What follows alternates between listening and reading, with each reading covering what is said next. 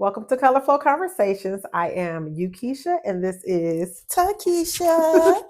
and we just finished a two-part series. Yes, that was a lot. It was a lot. It was a lot. It was long, but it was good. And let me tell y'all, how do you edit an unedited podcast? Oh, I know that was hard. That was hard, but I mean, I think that conversation also is something that's going to always be continued because I believe so. If y'all haven't seen it, go back and watch. It was the Soul Ties two-part That episode. I kept going every time I was trying to give you a time to answer. I'm like, wait, because Well, you had a lot to say on the subject, and we said that Right. before. Like, when you got something to say, we just let it flow. Color flow. We just let it flow. Speaking of color flow, my friend in her royal colors today, and when I went to pick her up, I was like, "Look at you, looking so royal and covered." And I didn't hear her say the covered part. I just heard you say, "Oh, you didn't hear me?" No, royal. That's why I remember when I looked at you, I was like, wait, you talking about this too? And that's when you was just like, yeah, I said covered. I'm like, oh, I didn't hear you because I was so busy focusing on like, oh, how what I had just read, but that I had my purple on, which made me think about my mom. So in that moment, I had thought about my mom that I had missed the covered part. I said royal and covered. Yeah. May is Lupus Awareness Month. Oh, okay. And the color is purple. Oh. So I said for the ladies in my life, I was going to have our first episode with me in the purple for them. That's special. Yeah. I don't think that we talk like when people have like health issues that especially within family is talked about a lot, but I can see you doing more promoting awareness of lupus and just different things to put the awareness out there because you don't see a lot of people discussing it a lot, and I'm glad you're doing that. It makes it aware. Thank you. Yes, yes. And it exists, and we should be aware. So many things that you write that we need to make known. Yeah. And that we suffer with and deal with in silence. So many diseases. Like most I always say, like diabetes and well, that's the most common thing that most people talk about is diabetes and high blood pressure. But there's so many other illnesses that we deal with that a lot of people don't really talk about. But when you deal with it personally, I think it's our responsibility to make people aware. There are no cures for certain things. It's just something that you have to live with. Living with it is hard for a lot of people because it's different levels to it. So yes. I think that you wearing the purple because I didn't know. I'm glad that you made me aware. That's why I did it. So when you said it, I was just like, I had missed everything else. So yeah, I love that. I'm glad. Is there anything specific that you want people to be aware of when it comes to lupus? You know how we talked earlier and I was just like, give grace. I feel like that's something that people, the loved ones, the people that are in your life that you need to give grace, because there are a lot of people who battle lupus that look like me and you. And we think because a person looks a certain way, they aren't sick. You don't have to look sick to be sick. Same way with the mental illness. You don't have to look it to have that mental illness. And a lot of us, and I'm going to say us, a lot of us have a mental illness that we don't address. Yes. I'll never forget when I was in we were in marriage counseling therapy right before I got divorced. And I had a private conversation with the therapist about some mental illnesses that people have that they don't address. And I just didn't know. So it's an illness because people look normal. You don't think it always was. Somebody had to act crazy in for order you to be to be crazy, crazy. when Yeah. really it's not even Crazy. Yeah, it's just a mental illness. A lot of it is like a hormone imbalance or something like that you may be dealing with that you could be helped and treated for. So when you say a lot of people look at somebody like you or people and they don't think lupus is a big deal because you don't look sick. They don't look sick. It's very real and it's something that people deal with every day. Every day. Mm-hmm. Every day. Yeah, every day. Well, that's special. Yes, girl. And wrapping my head, it was just kind of like how the birds. One day it was just like woke up and I said, I want to do that.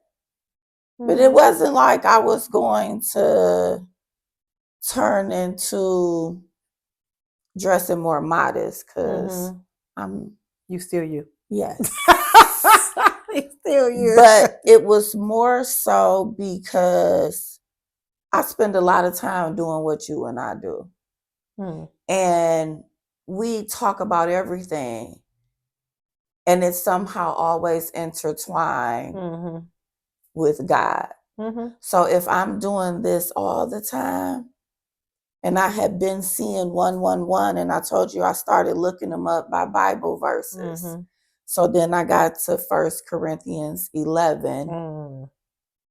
And it's just like, even though your hair counts as covering, the way I read it for my understanding, because, but it talked about praying and prophesying. So I'm like, these are my regular conversations.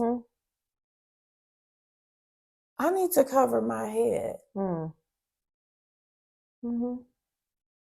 Will it be something I do all the time? Probably not. But when you're led to but when I'm led to do it, I'm going to do it. I think that's what people need to understand is when you get clarity on something for you. Yes. That you because need to there's still, how you said, a sin is a sin. There's still other things that I'm working on, and there's still other things that I'm going to be doing. Yeah. But this right here was the next level on my path. Yeah, absolutely. I think you look nice. Thank you. Look, I was like, oh, okay, yes. Go ahead. I was just like, one thing about my friend, and she gonna always make me feel like a queen. And we know I'm, what it say, urban princess. But she gonna always remind me, nah, baby, you the queen. Yeah. And you see, I didn't be like, wait, why are you wearing that? What you wearing that for? Because I'm at that point in my life where I knew it was something spiritual. I knew it was something meaningful to you. And I feel like we have to respect other people's whatever they're being led to do. Now, if it's something that they being led to do that's outright whatever, disrespectful, there's a difference. But when I saw it, I was like, I like it. And I knew it was something that you were being led spiritually, but we didn't talk about it until now. But now that you explain, I get it. Yep. I get it completely. And think about all the TikToks that we watch and the ones when they come over and the things they talk about when they cover. Yeah. And my friend, I went back on my Instagram to look to see, and it was September of last year that we had a conversation, and she was just like, you need to start covering your head. Really? And I was like, okay. So when I'm at home, it's always covered. But when I'm out in the world, when I probably need it the most. Yeah, because you're protecting your crown. It's not covered. Yeah. Yeah. So yeah, girl. So, we gonna see how it goes. But I feel just as cute. Yeah. And that was the thing. I might feel prettier. Yeah. Yeah. I could see that. Because it's spiritual. God make because you're feeling beautiful from the inside out. It's not Yeah, like I it's not feel a pretty. surface level. Yeah. Like You it's know. like I see, and I hope this isn't disrespectful, but I see when it's like a veil. Mm-hmm. And I see it on so many levels, even from with a bride, where it's just like you're being revealed. Yes, and I just read that in my Bible too about the bride being revealed from the veil. Shut up. Right before I went to Africa, I was reading about that. So it gave me clarity on why the bride wears the veil. What's she gonna tell us?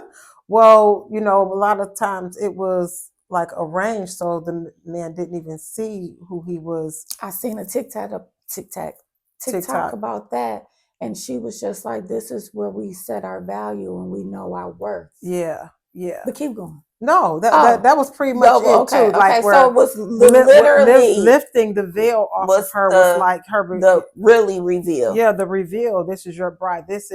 She was virtuous. She was supposed that to be word, she was supposed to be forget that. Yeah, she and was I supposed to be said a that virgin. this morning. Yeah. Like he who finds a wife, we forget that word before wife because it's a adjective in the Bible. Yeah, so now I understand because you know we get into the style of being the bride and you don't want to wear the veil. But once I read about the veil and it being revealed, how she was revealed to her husband, I was like, oh, I understand now why the veil existed. And if I ever do get married again, I'll probably wear a veil because I understand it now. Mm-hmm. It just has a larger meaning for me now. And a lot of people don't, you know, not that if you don't wear a veil, it may not be a big deal to you, but when you again get clarity, and that'd be the thing for you. Yeah. That's the whole point of what we're talking about. Like there's so many things that I feel like excuse me, you always burp. But I feel like it's just, you know, I'm seeing along my journey. That's like, okay. Yeah. This. Yeah, absolutely. I respect it. I definitely respect it. And I understand yesterday we was at my son's college announcement decision day. They had it with the, you know, he goes to all boys school. So they had it with the sister school, it was an all girls school. And a lot of the young ladies were covered. And I assumed that they were Muslim, but I could be wrong. But they were covered, like they had their faces, a lot of them covered. And it was just beautiful to me to see. I just hit the mic, sorry. It was just beautiful for me to see like these young high school girls respecting their values and traditions and knowing that they're beautiful or whatever without, you know, being just out there. Most of them were covered. They all were going to college, and a lot of them going to the college he going to. And it was like, wow. So it was just beautiful to see. And nobody looked at them funny. Nobody. It's like this generation now is learning to respect different cultures, different ways of life, even if they don't, you know, partake in it. Mm-hmm. They're learning to respect it. Whereas when we were younger, it wasn't respected. Right. We talked about people a lot if they wore I think it's hijab or whatever, different things. It wasn't as respected. Mm-hmm. But now it's much more respected now. You know, I met a guy, you know, I just got back from Africa 2 days ago. And a guy sat next to me on a plane. And he was from Kenya, but he lives in Kentucky and he flies back and forth. He worked in Kentucky for a couple of months and then he goes to visit his grandmother in Kenya. And he was Arabic, but he was darker than me. He had one brown eye and one gray eye. And he was telling me he was like, oh, you from Michigan? He said, Dearborn. I said, yeah. He said, the largest Muslim in the community, you know what? And I was like, you know, Dearborn is well respected here. We support their business. He said, we all should support each other. Listen. And so he was talking to, I thought he was with the man that was sitting behind him because they were talking to each other in another language. And I said, are you all together? And he said, no. He said, we all just speak the same language. So, you know, we can, And I said, how many languages do you speak? He said 4. And that's not including English. And so the lady that was sitting next to him, because we were sitting in the middle section, I was on the end, he was in the middle of 2 ladies. She was looking for something and he was trying to help her. And the man behind him started saying something. He started talking to him. I said, what are y'all saying? He was like, he was asking me, what is she looking for? It was just like,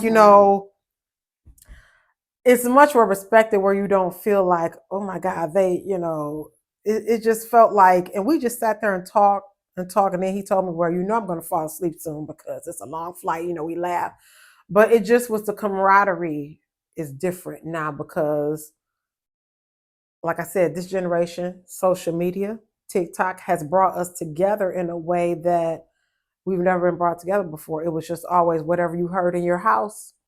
If you heard your mom and them or daddy and them or cousin them or aunt and uncle them talking about them Arabs, which was completely wrong. I didn't know that was wrong either. We didn't know it was wrong. But we heard them talking about it. You talked about it too. But now with social media, you get to know people on another level. It's like, oh, you can be comfortable in your spiritual life and covering up, even if you're not Arabic, because it's a deeper meaning than that. So I just think we're going to another level in everything that like we never had before. And I just I was in Kenya for about 8 or 9 days. We didn't talk while I was gone. I was sending you a few pictures every now and then, but the experience there, I will never forget it. I think that it showed me that how we are ungrateful, greedy, just self-absorbed, and not in a way that you just think, you're just going about your daily life. Mm-hmm. But there really are people that don't have nothing, not even clean water. Now, I was talking to somebody because we were talking about the children over there. We went to visit an orphanage, and I was like, man, if I could bring one of these kids home, I would. And they were like, it's kids over here that need help. I get that.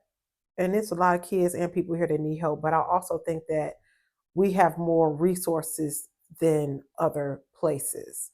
Our kids here can go to school still for free, even if you're in an orphanage. They have to pay to go to high school. The kids in the orphanage there, girls were wearing boy clothes, boys was wearing girl clothes, whatever fit they were wearing. And they were happy. They probably eat rice and beans every day. So I told my daughter, I've made a commitment to stay involved with the people over there and the people here. Like I don't announce what I do, but you know what I'm trying to do here. I was like, a lot of times to show your gratefulness to God is being generous to people in need. So I think that trip changed my life. I used to be scared of animals. Now I welcome, like, come on, all the animals. Come on, all God's creations. Come on. I ain't scared of not one dog. I want to rub everybody. It's just, I think when you would have that type of experience, like if you come back the same, something is wrong with you. If you can come back and you can see, you're riding down the street and you see a puddle of muddy water and you see somebody rinsing their hands in that, and it don't touch your heart. Like if you could ride past somebody in Detroit and, because we'll talk about these people be lying, they don't be homeless or whatever for real. It's not for you to really judge. I'm one of them people. We've talked about that, yeah. And she seen me in action. I've seen you in action because remember we were in the car and I was like, should I give this to that lady? You was like, no. And as soon as you said no, the lady turned and it just was like, yeah. I felt like I had got a whooping, like from God. Yeah. We got to stop, because that's there between them and God if they're not for real. It's not for us to judge and say, they probably got a Benz around the corner. If I had a Benz around the corner, I wouldn't be on no corner with no sign. But some people do that, but it's not for me Right, to judge right. that. It's for us to be like, you know what? If they are in The need, choice for ourselves, our own yeah, consequence from our soul, where we acting from the good or the evil yeah. version. So I'm probably going to put together. I was like, I think about all the clothes and food and stuff that I've wasted. And um, I'm going to be sending things over there. I even met the housekeeper for my hotel room and got her information. A nice, sweet young lady named Lynette, 27 years old. She's probably going to be my Kenyan sister because I'm dedicated to still helping over there. I just I just I can't live my life and not. I love that. Yeah, Lynette, it's so funny. I randomly came to the hotel room while she was cleaning it, and I had all these vitamins on the table: vitamin C, vitamin D, folic acid, everything. Because they act like you gotta, you know. So I had all these vitamins on the table, and I walked the room like, oh, I just want to lay down because I'm so tired. And she said, "Are you well?" I said, "Yes." I just need a break because we have been going, going, going. And I said, I'm very well. And she joked, she said, "Well, when are you leaving?" I said, "It'll be a few days." She said, "Well, leave some of your nice things," jokingly, but it clicked in my head like she probably would love me to leave something. So I went in my luggage and opened up, my bag and took stuff out. Jokingly?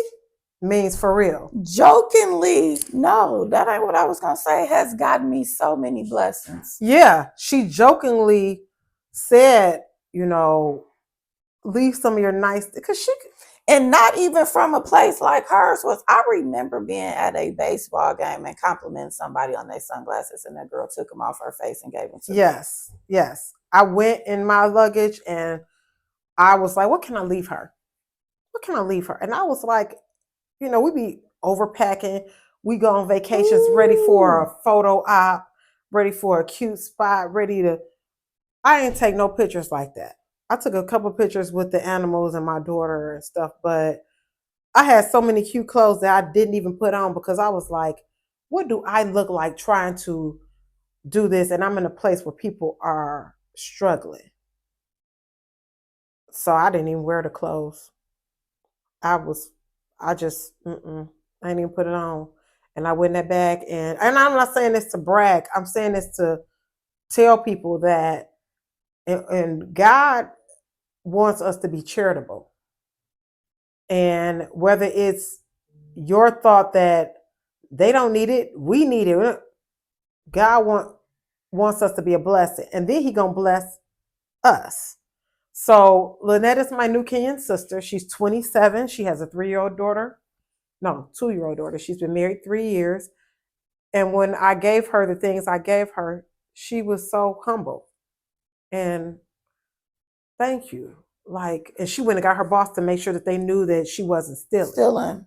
She went and got her but boss. She appreciated it. She appreciated it. And I got her number and I'm going to call her and I'm going to make sure she's okay. And the orphanage that we visited, when things get too small for my kids, I'm going to box it up and I'm going to send it there. I'm going to keep in touch because I didn't expect the trip to go like that. It turned into like a mission trip. How you didn't expect that? I didn't expect it. I was waiting. I didn't expect it to be. Yeah, I didn't expect it to be so emotional for me. And I don't know, probably because I was so busy planning. I guess. Sometimes we get so busy planning that, and then you see these pictures where people go to South Africa or Ghana and they having fun and they partying. And no, it was not that. It was a place where they were glad to worship God and praise God, and they praised him in all kind of dances that the churches here probably will absolutely never do. They'll probably be like, oh my God, look at them. They was over there like, It's like, this is how we praise God. So yeah. And I'm sure I'm going to go back. But it just humbled me to realize how blessed I am and how we complain about certain things that we may think is a big deal, and it's not. It's like you complaining because your shoes didn't come on the day for your birthday party. I probably don't ever want to celebrate my birthday like I have in the past again. I think I want to celebrate my birthday receiving gifts to send to other people. You know what I'm saying? Like I'm too blessed to, you know. And when they said those, I remember when I went for a long time without celebrating my birthday. Yeah, without I celebrating your went for birthday. years because Yeah. of that. But then when my mom passed, my view changed. Yeah. And it wasn't necessarily because it's still not a big deal to me, but it's the one opportunity that I know everybody who I love in my life will show up. Yeah. Because of what it represents. Yeah. Yeah. But it's just like, even if I pick some random day. Yeah. It doesn't I want matter. the same thing. It's not as much as it's my, it's my birthday. But at the same time, it kind of is. Yeah. If I celebrate, so I don't want to forget somebody that's in and I need. guess that's what I'm saying, because I don't ever want to be where I'm so humbled that I think that I can't celebrate myself or be celebrated. Yeah, and that's probably where I need to get out of, because now I feel like I think about all the stuff I've wasted, like over the years. And like we talked about, it's good to be aware. It's good to be aware. It's good to make changes. Like, this was a beautiful experience for you. I knew it was going to be like that. I didn't know what was happening. I knew something was going to happen. But just like I sit here with a veil, you sit here making a plan on how you're going to contribute. Mm-hmm. And the first thing we did was went on a I said with a veil. You did. I didn't even say that. Because you a bride. Hey, come on, husband, she ready. Sir. This ain't no jokingly, unless it's the jokingly like the girl came in the glasses. Jokingly. Listen, she's ready. Stop playing. She's ready for her man. Okay. But no, we went on a safari, and I have never been that close to animals in my life. And I love the fact, my daughter said this morning, she said, I like the fact that it wasn't like a zoo where they're caged up. They're just able to run free. You could drive through and look at them. When you go to the zoo is depressing. Yeah. Yeah. The zoo is a very depressing place. Yeah. And I used to love going to the zoo, but thinking back, like, that place is depressing. They're caged. Like seeing a peacock. Yeah. But it's so, when you sent me that picture of the elephants, I was like, she could have waited till she got back. Like, she just got me hating on her in the moment. And I was already sad. So I'm just like, ooh. I didn't see the picture of the impalas, because when we rode past the impalas, the animals, they look kind of like a mini deer. The man was telling us about the impalas, and guess what he said? He said, if you look on their backside, they have 3 black stripes that symbolizes to us the angel number 111. Stop. And I was like, everybody, they looking up. But I said, man. And so I took a picture of him, and I said, he said that, that's how you know that it's an impala. That's, that's what the symbol means for the people of Africa when they see impala, because it has the 3 stripes that look like the number 1 on their backside. And it's the angel number 111. I said, this trip means something to me. Baby, listen. And it's so y'all, I am in awe. And this, so I hate to use because that's crazy. Not something that we don't hear that commonly. I know. That's why when he said it, I said, "You like, wait, what?"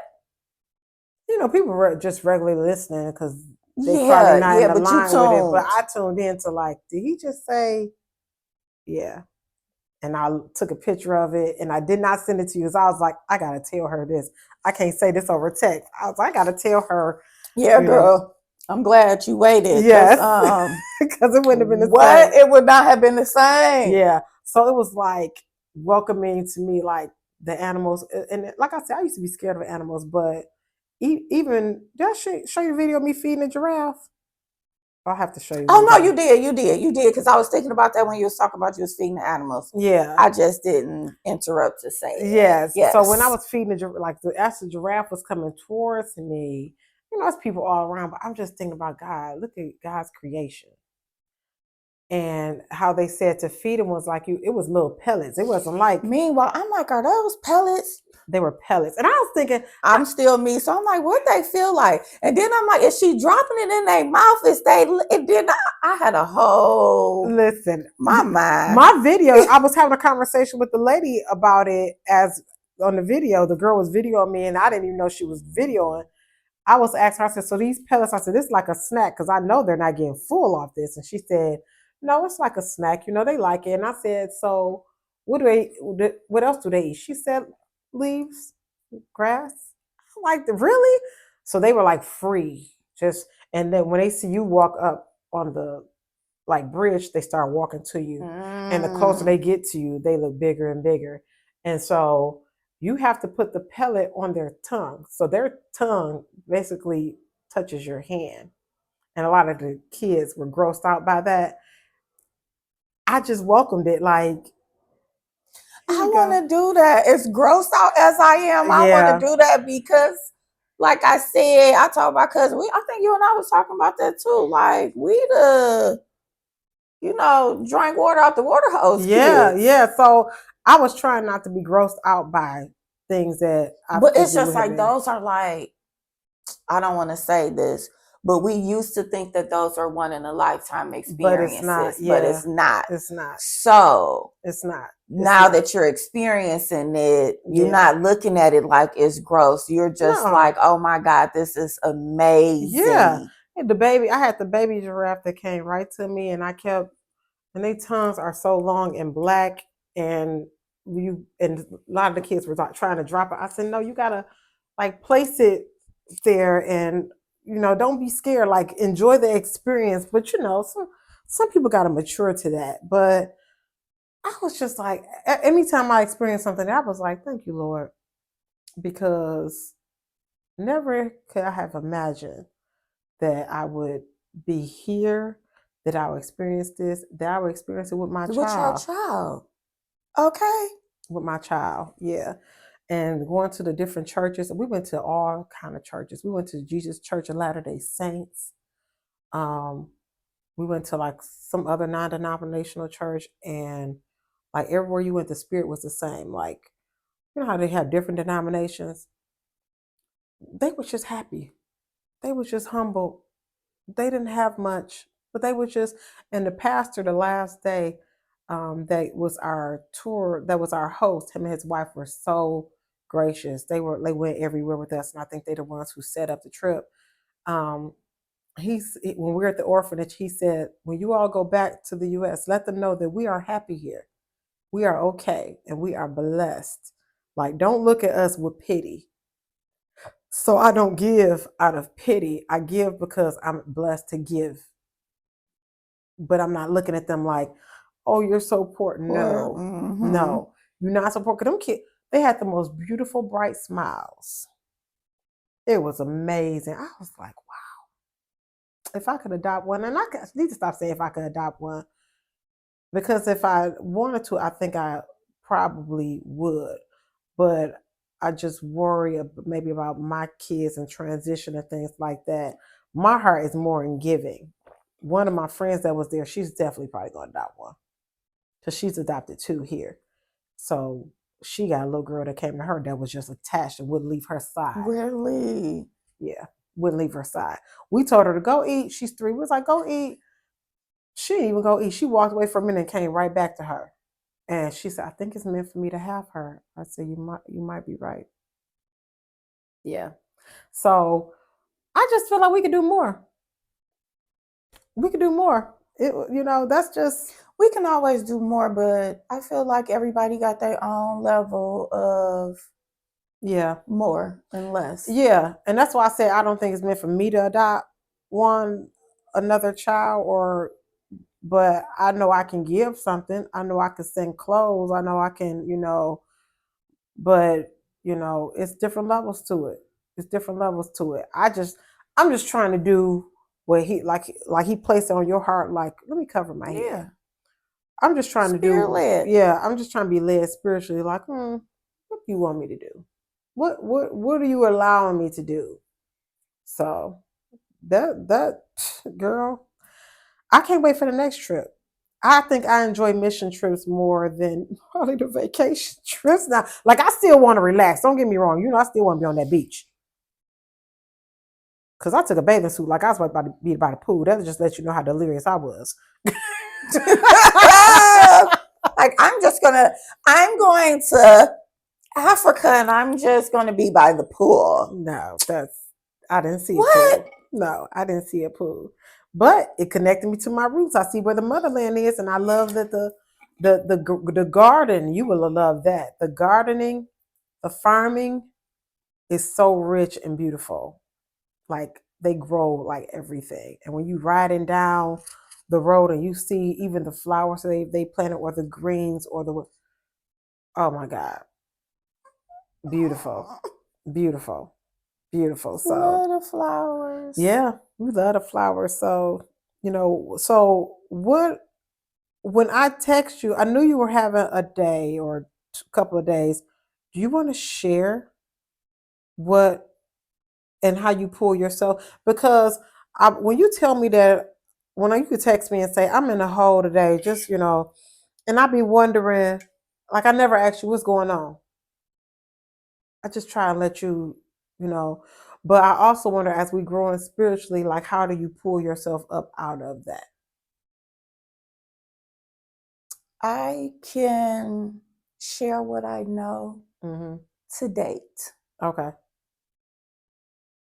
So when I get in that hole, I sometimes don't even know what the trigger is. Okay. So step one is understanding what your trigger is, finding out what your trigger is. And because life is understood backwards, sometimes you got to live it out to go back to see, oh, that's what my trigger was.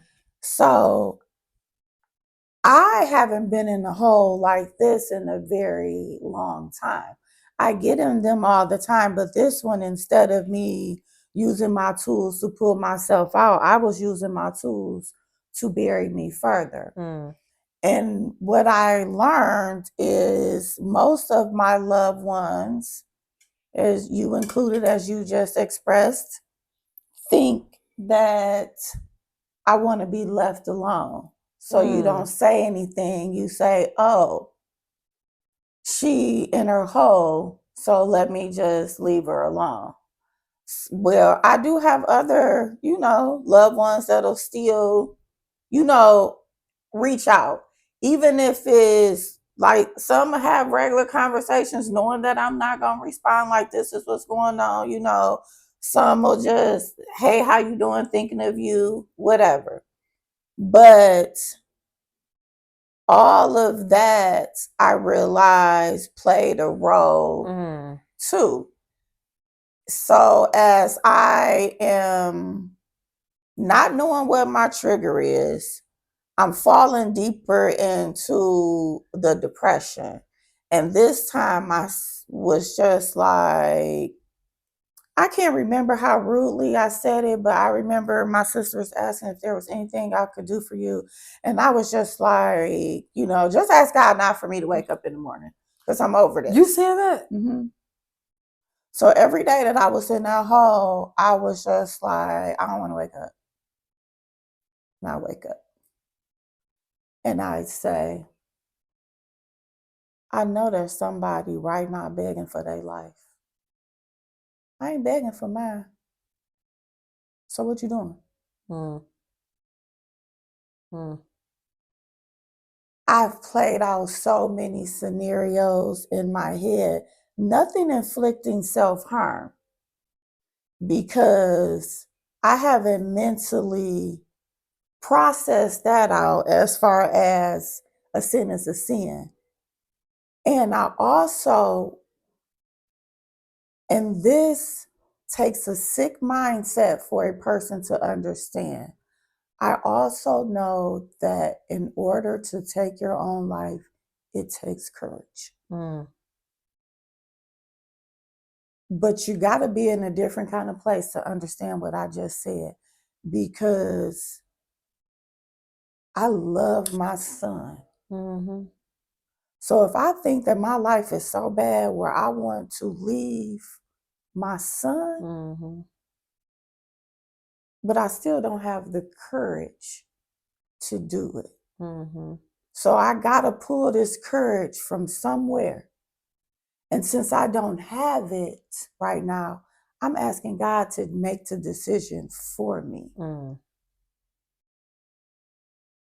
Your trip. Because I'm like, everybody gonna figure it out. Mm-hmm. Like, I didn't create storylines of people who may not even want to be brought into my story because of what I'm dealing with right now. Mm-hmm. So I'm gonna tell you the process on how I figure the trigger. So That's what I was about to ask you. So as I'm going and I'm living my days, the sun is brightening up. Because mind you, I'm not going out feeding my birds. Mm-hmm. I'm not feeding Mabel. Mabel go to her little water bowl and it's just like, it ain't nothing in there. Mm-hmm. So I still don't have the strength to go out there, but it's calling me. Mm-hmm. So I'm still sitting in my room and I'm just like, God, like, I don't know what to do. I don't know what to do. I'm tired. And then it crossed my mind to think about my life if I had everything I wanted. Would I be sitting here saying, I'm tired? Let me step back and think about my life in this moment and what I have. Mm-hmm. In this very moment, not what I need, not this gazillion dollars worth of debt that I need to get out of. Right now in this moment. And that's when I started pulling myself out the hole. And the birds ain't coming no more, so I don't hear the birds. Mm-hmm. Mabel ain't been back in days. Now I'm sad because I done ran my stray cat away. Mm-hmm. She done slept here every night with me for months through the winter, through the snow. Now I done ran her away? Mm-hmm. Or was she just using me? Mm. So now a part of me wanting to dig back in.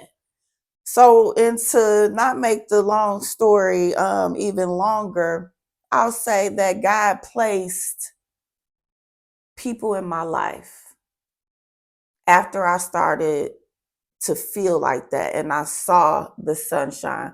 So I went outside. You know, I journaled in the backyard on my blog, like outside, and I was starting to feel better and I was putting a but during that time, people were being placed in my life and the conversations that we were having were healing parts of me that I didn't even realize. And one lesson has been trying to be thrown at me, and I haven't even talked to her about this yet for forever. One of my, I'm gonna call her friends that I met at a job because I won't say old coworkers. I talk about her all the time. I remember, I don't even know if this was last year or the year before, but she said, Keisha, you need to learn how to receive what you give. And all the time, it may not look how you expect it to look. So many things came full circle.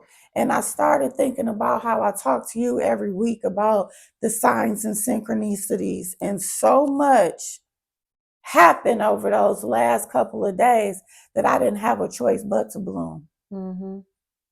I text one of my friends, and she's one of the ones that texts me every day. I text her today, and I said, pray for my blessings. I said, because I don't ever want to go back in that hole again. And when Mabel didn't come back, I asked my sister, I said, do you think I ran out of my 9 lives? But guess what? This morning at 7:17, Mabel came home. Mm-hmm. And people will think I'm crazy because I just said I was crazy. But this worked for me. Yeah. It gives me hope. That's why I sent you those videos, because I was like, I think seeing these elephants will make her feel better.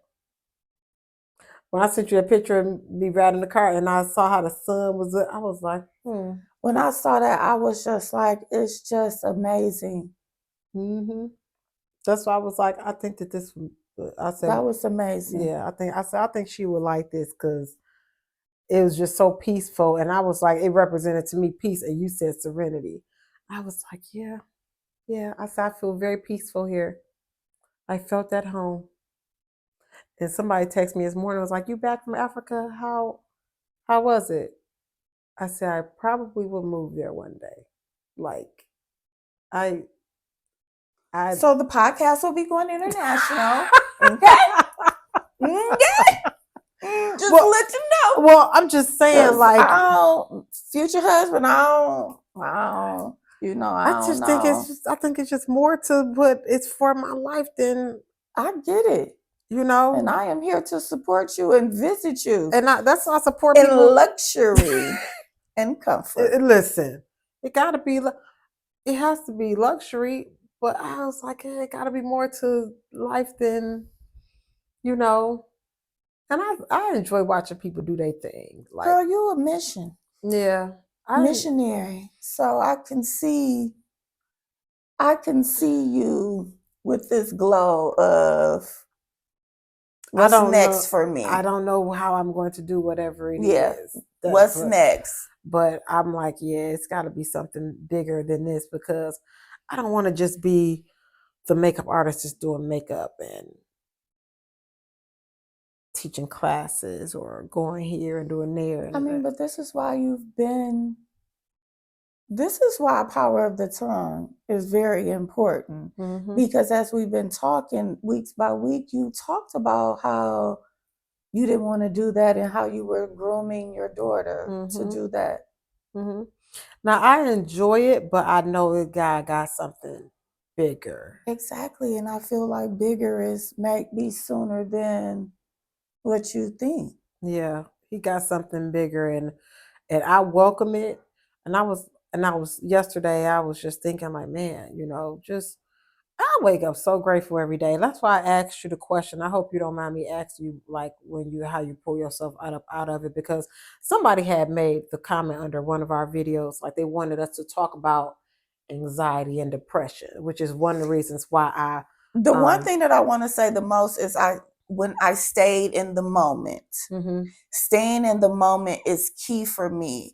And I know that you have to plan for your future. Yeah. But if planning too much gives you anxiety, pull back. Yes. Yes. And people can say that that's irresponsible, this, that, and the other. What was my mother, 61? If she would have spent her life worried about a retirement, where would that have got her? And I'm not saying to be ignorant, because I'm about wealth and abundance and I want to live a life of luxury. So there's a lot more to this. But for me, speaking on where I'm at right now, personally in my journey, I know that it's just like the message to me. I'm not going to tell you this one more time. Yeah. You have to be in the moment. Yeah. So if in the moment means that receiving what you need or what you want is coming from everywhere else versus yourself working the job, feeling tired to get it, you're worthy of that. Yeah. So I'm discovering my own price tag. Yes.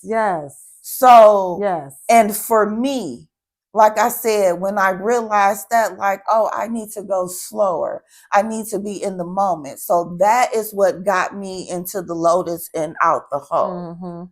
But I was paying attention to the things that made sense. Like, you said this. This. You know, even as simple as you have on goddess earrings. Like, I'll tell you about that. But it's things as simple as like that where it clicks back and I'm like, this is alignment. Yeah.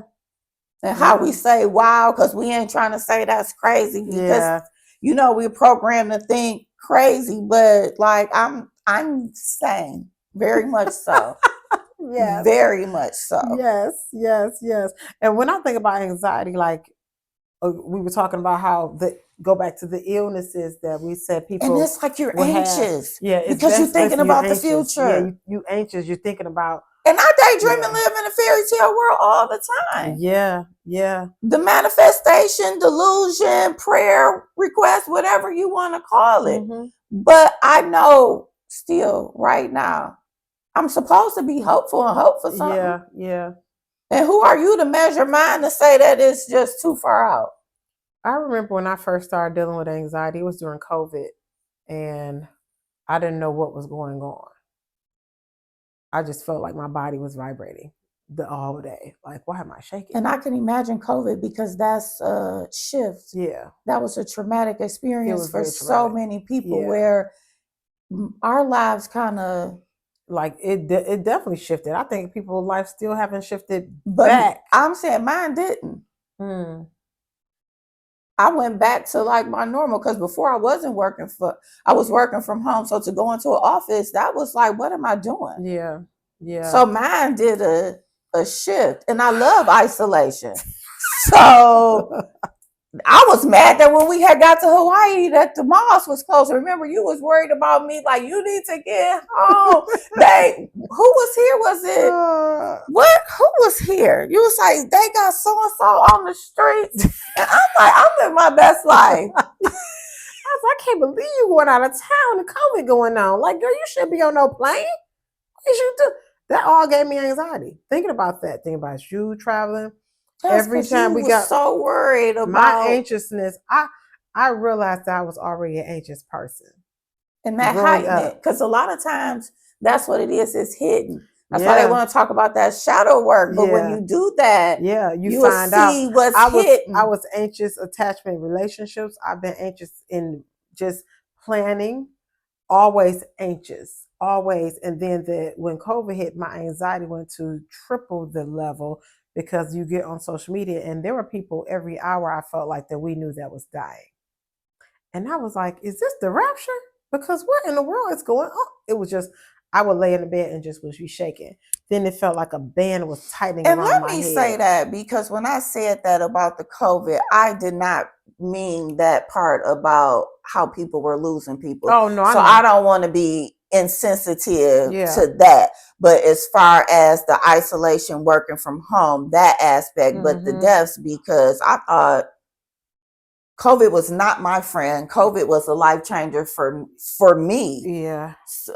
Physically. But anyway, so go ahead. I just had to say that. No, I'm just saying. I be forgetting our chit chat just ain't. Well, you knew I knew what you meant. Yeah, you knew I knew what you meant. It's not like I knew you didn't not care about the people that died, but my anxiousness. I grew up an anxious kid. I realized that during, everything about my life, I felt anxious. So now that I'm aware and I realize it, when people say they deal with anxiety, I'm aware. So my anxiety is it's not even like it was, because I'm not anxious anymore, because I'm aware. I know what my triggers are. Like you were saying, I know what triggers me to be anxious. And I think with me being an empathetic person, I subconsciously carry other people's stuff too. Yeah. So when I'm going in that hole, it's not just my own. It's everything else that I didn't let weigh on my shoulders that I haven't freed. So I'm in there and I'm battling more than just for me. And I'm an empath too, but I've gotten to the point now, like you have said before, I can't remember what it was. You was like, girl, I be getting all, whatever, and you done started over 6 million times. Now I'm aware where the things don't bother me. That's why it's levels to anxiety. they don't bother me. Even carrying other people's burdens used to bother. I don't get like it.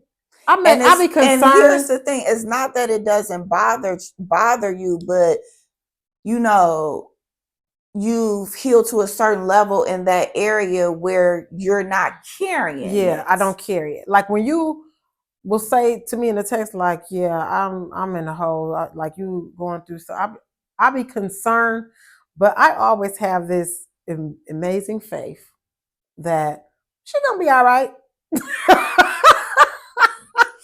And I just be there like, I do. I be like, she gonna read her Bible and the scripture gonna come to her and be like, she gonna be all right. She, I don't feel like she need me to come over there and kumbaya with her. but I realize that I have a routine, and when I don't stick to my routine, that too like spirals. Like when I tell you so many things was revealed in those days, that I just really feel like if I don't get it right this time, I'm afraid of what's to come. And I know that there's going to be a trigger where I will be sad or depressed, anxious, thinking about what's to come, how I'm going to handle it, because I'm human and that happens. But we just have to learn how to control it and calm down.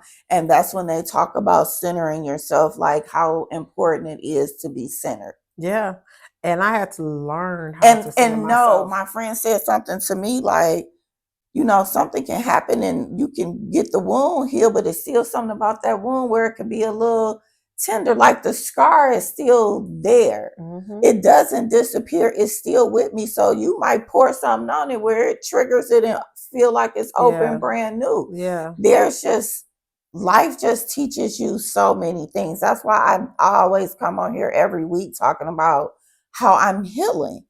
Because some things I beat and revisit that I thought like, oh, I was good with that. But like I said, broken crayons still color. Still color. All my crayons broke, but I color. That's why I need you to take care of me, because the crayon says it broke. Oh God, did you make it into a song? I will write a rap about crayons tonight. Ooh, child. Just listen, kidding. That is hey. Part of us trusting God is giving him our worries. That's why I don't be worried about you, because I know you trust God. Like I'll be concerned. Like before I became aware, I used to worry about you more when you felt like I used to be like, oh my God, is she who? You know how people call you like, oh, I haven't heard from you. That's not what you need when you say, I don't want you to ignore me. I want, if you going somewhere, if I'm going to dinner, be like, girl, you want to go to dinner? You don't want to just be like, are you okay? That's not what you need. I think that's what people need to realize is somebody in your life may not want you and to. like my sister come in, okay, you okay? You need something? Like, cause she like, I don't know what you want. Yeah. So I don't want to do too much. Yeah. I don't want to know what you want. And that's the thing where it's just like, I like to still know that I'm thought of. Yeah. But yeah. That's why I was sending videos. That's like, the thing. That's another thing that people don't realize, because sometimes it's just the light that I need to remind me, like, okay, you know what? I have been in the dark 80 days. So let me go on ahead and get on up. Where it's just like, it's just be that extra thing. Or because through those times, I still like talk to people or coaching them through their stuff. Yeah. I don't automatically just shut that down. Yeah. I still do that in the midst of it. That's why I'm like, you can always help people.